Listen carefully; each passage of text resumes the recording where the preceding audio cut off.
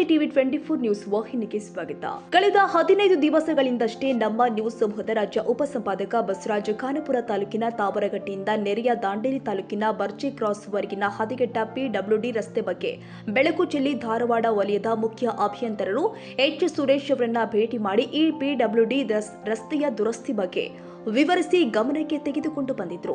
ಸದರಿ ಕೂಡಲೇ ಎಚ್ಚೆತ್ತುಕೊಂಡ ಮುಖ್ಯ ಅಭಿಯಂತರರು ಆದ ಎಚ್ ಸುರೇಶ್ ಅವರು ವಿಶೇಷ ಮುತುವರ್ಜಿ ವಹಿಸಿ ಅಭಿಯಂತರರುಗಳಿಗೆ ಈ ಹದಗೆಟ್ಟ ರಸ್ತೆಗೆ ದುರಸ್ತಿ ಮಾಡಿ ಎಂದು ಸೂಚನೆ ಕೊಟ್ಟಿದ್ರು.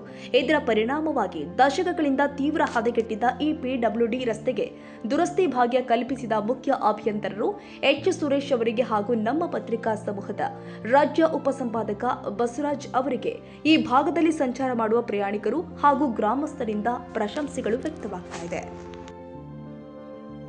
ಕನ್ನಡಿಗರ ಮೆಚ್ಚಿನ ನಿಮ್ಮ ಟಿವಿ 24 ಕನ್ನಡ ನ್ಯೂಸ್ ವಾಹಿನಿ ಇದೀಗ ಟಿವಿಯಲ್ಲಿ ಲಭ್ಯ.